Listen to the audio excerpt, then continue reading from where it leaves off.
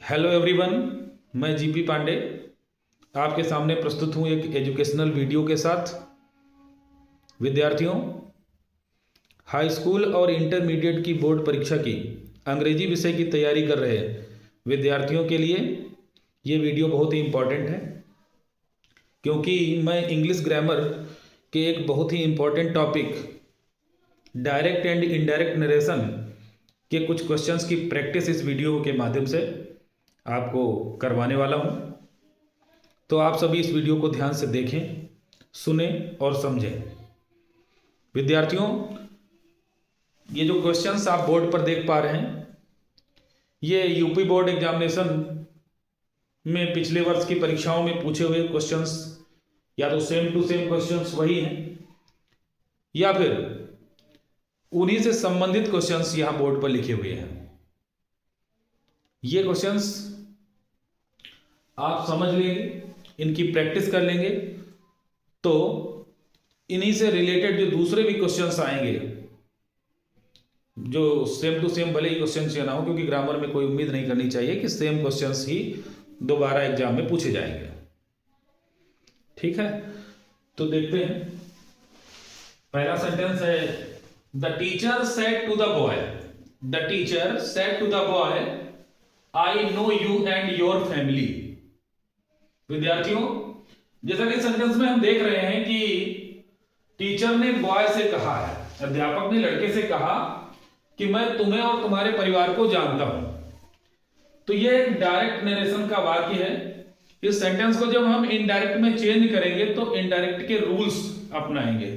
जब हम किसी भी सेंटेंस को इनडायरेक्ट में चेंज करते हैं तो सबसे पहले हमें ध्यान देना चाहिए कि इन्वर्टेड कॉमास के अंदर लिखा गया सेंटेंस किस टाइप का है, यानी सेंटेंस के टाइप का आपको ज्ञान होना चाहिए। इन्वर्टेड कॉमास के अंदर लिखा गया सेंटेंस असर्टिव है, इंट्रोगेटिव है, इंपरेटिव है, एक्सक्लेमेटरी है या ऑप्टेटिव है। जिस भी टाइप का सेंटेंस है उसी के अकॉर्डिंग रूल का यूज किया जाता है। विद्यार्थियों, इस सेंटेंस में हम लोग देख रहे हैं कि आई नो यू लिखा है, यानी सब्जेक्ट पहले लिखा है और लास्ट में फुल स्टॉप लगा हुआ है। इसी से क्लियर है कि ये सेंटेंस असर्टिव सेंटेंस है। और जब हम असर्टिव सेंटेंस को इनडायरेक्ट नरेशन में चेंज करते हैं तो कैसे करते हैं, आपको मालूम होना चाहिए कि जो सेड टू लिखा है, सेड टू टोल्ड कर दिया जाता है। ये रिपोर्टिंग वर्ब के रूप में जो सेड टू है, इसे टोल्ड कर दिया जाएगा। तो सेंटेंस क्या बनेगा, the teacher told the boy that. Conjunction के रूप में दैट का यूज किया जाता है, क्योंकि ये एक असर्टिव सेंटेंस है। जब हम असर्टिव सेंटेंस को इनडायरेक्ट नरेशन में चेंज करेंगे तो ऐसे में यहां पर कंजंक्शन के रूप में दैट का यूज किया जाएगा। और जो आई लिखा हुआ है, आई एक फर्स्ट पर्सन का प्रोनाउन है और फर्स्ट पर्सन के प्रोनाउन को सब्जेक्ट के अकॉर्डिंग चेंज किया जाता है। और यहां पर सब्जेक्ट है द टीचर, द टीचर यहां पर सब्जेक्ट है। तो जब आई को हम द टीचर के अकॉर्डिंग चेंज करेंगे तो मान लेते हैं कि वो मेल है, टीचर जो है वो पुल्लिंग है, ऐसा मान लेंगे। अगर हम मेल मानेंगे तो यहां पर ही लिखेंगे, और अगर फीमेल मानेंगे तो सी लिखेंगे। तो हम यहां पर मेल मानते हुए ही लिख देते हैं। और नो जो लिखा हुआ है, नो प्रेजेंट इंडेफिनिट टेंस में है, क्योंकि आई नो यू, मैं तुम्हें जानता हूं। आप जानते हैं कि जिसमें ता है ती लगा होता है वो प्रेजेंट इंडेफिनिट टेंस में होते हैं। तो यहां पर जो नो लिखा है इसे न्यू कर दिया जाएगा, क्योंकि प्रेजेंट इंडेफिनिट टेंस को पास्ट इंडेफिनिट टेंस में चेंज कर दिया जाता है जब हम इनडायरेक्ट में सेंटेंस को बनाते हैं। ही न्यू। अब आगे देखिए, यहां लिखा है यू। यू एक सेकंड पर्सन का प्रोनाउन है और सेकंड पर्सन के प्रोनाउन को ऑब्जेक्ट के अकॉर्डिंग चेंज किया जाता है। ऑब्जेक्ट क्या है, the boy, the boy object है। तो यहां पर यू जो चेंज होगा वो बॉय के अकॉर्डिंग चेंज होगा, और बॉय तो मेल है ही, तो मेल के लिए ही का यूज करेंगे। और फीमेल के लिए सी का यूज करेंगे। लेकिन यहां पर हमें ऑब्जेक्ट की जरूरत है। किसकी जरूरत है? ऑब्जेक्ट की, क्योंकि हमने सब्जेक्ट यूज किया, उसके बाद वर्ब और उसके बाद ऑब्जेक्ट। तो ऑब्जेक्ट की जरूरत है, तो ही का ऑब्जेक्ट क्या होता है? हिम। तो हो जाएगा ही न्यू हिम, एंड इसी हिसाब से योर को भी जब बॉय के अकॉर्डिंग चेंज किया जाएगा तो हिज फैमिली हो जाएगा। क्या हो जाएगा यहां पर? His family.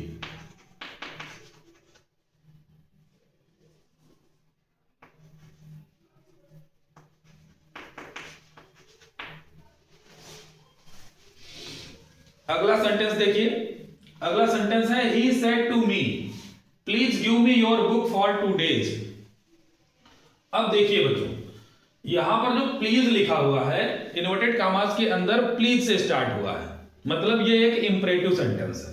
जब कोई sir, kindly, please, don't, let या वर्ब की फर्स्ट फॉर्म से सेंटेंस की स्टार्टिंग होती है तो उससे हम समझ जाते हैं कि ये सेंटेंस एक इंपरेटिव सेंटेंस है। इसलिए इसको बनाने के लिए हमें यहां पर सेड टू के स्थान पर सेंस लेकर के, जैसा भी इसमें सेंस है, अगर ऑर्डर दिया जा रहा है तो ऑर्डर्ड, एडवाइस किया जा रहा है, सलाह दी जा रही है, एडवाइज्ड, रिक्वेस्ट की जा रही है तो रिक्वेस्टेड। यहां पर प्लीज लिखा हुआ है यानी कि रिक्वेस्ट की जा रही है, तो हो जाएगा ही रिक्वेस्टेड मी टू। जब हम इंपरेटिव सेंटेंसेस को कंजंक्शन के द्वारा ऐड करते हैं इनडायरेक्ट बनाते समय, तो वहां कंजंक्शन के रूप में टू, नॉट टू या नेवर टू का प्रयोग होता है। ये सिंपल है सेंटेंस, इसमें डोंट यूज नहीं हुआ है, इसलिए सिर्फ टू का प्रयोग किया जाएगा। अगर डोंट से स्टार्ट होता तो नॉट टू का यूज करते। He requested me to give, अब यहां देखिए मी लिखा हुआ है, मी फर्स्ट पर्सन का प्रोनाउन है, इसे हम सब्जेक्ट के अकॉर्डिंग चेंज करेंगे और जब ही से चेंज करेंगे तो यहां पर ऑब्जेक्ट बनकर हिम आ जाएगा।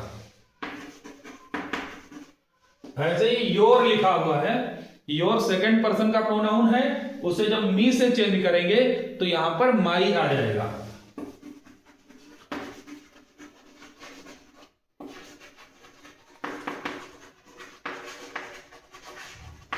बाकी कोई चेंजेस नहीं होने हैं, इसलिए सेम सेंटेंस लिख दिया गया है।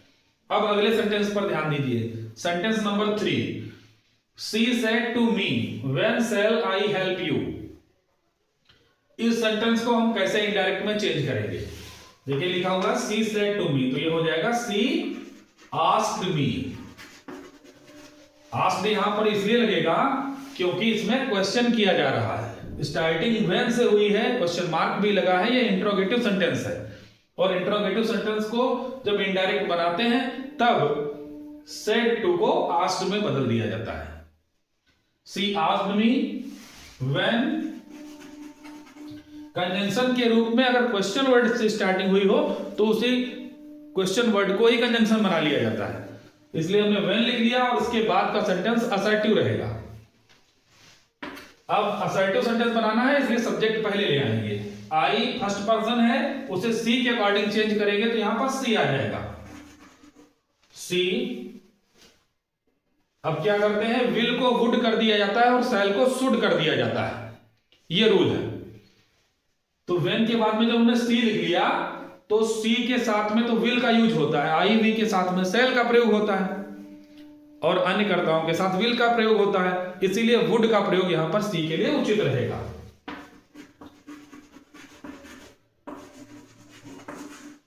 और यू सेकंड पर्सन का प्रोनाउन है, इसे जब मी से चेंज करेंगे तो यहां पर सीधा मी ही लिख दिया जाएगा क्योंकि दोनों ऑब्जेक्ट हैं, मी भी ऑब्जेक्ट है और यू भी ऑब्जेक्ट है।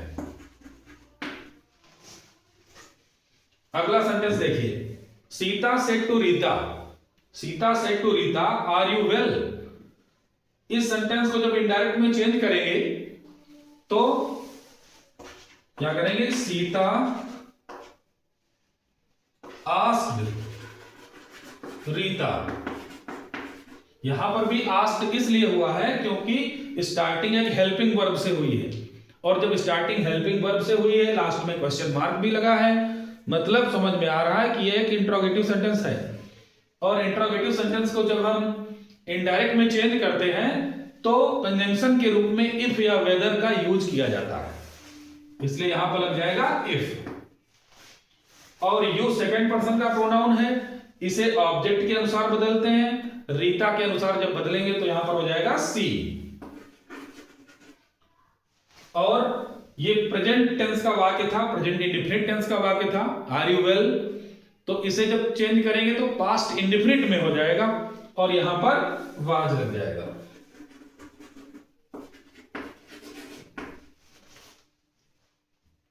अगला सेंटेंस ध्यान दीजिए, the teacher said all men are mortal, सभी मनुष्य नश्वर हैं। द टीचर सेड, अध्यापक ने कहा। तो इस सेंटेंस को पढ़ने से ही मालूम हो रहा है कि इसमें यूनिवर्सल ट्रुथ की बात की गई है, एक सार्वभौमिक सत्य की बात की गई है जिसे सभी स्वीकार करें, ऐसा सत्य है। और ऐसे सेंटेंसेस को जब हम इनडायरेक्ट में चेंज करते हैं तो यहां पर इनकी वर्ब का या प्रोनाउन का या एडवर्ब्स का चेंज नहीं किया जाता, क्योंकि वो सदैव एक ही जैसे हर समय पर लागू होते हैं। तो इसलिए इसमें सिर्फ कंजंक्शन के रूप में दैट का यूज किया जाएगा और कोई चेंज नहीं किया जाएगा। तो सेंटेंस बन जाएगा, the teacher said that all men are mortal। उम्मीद करता हूं कि आपको ये 5 क्वेश्चंस जिनकी आज प्रैक्टिस कराई गई इस वीडियो के माध्यम से समझ में आए होंगे। अगर आपको ये वीडियो अच्छा लगा तो आप लाइक करें और चैनल को भी सब्सक्राइब करें। बहुत बहुत धन्यवाद।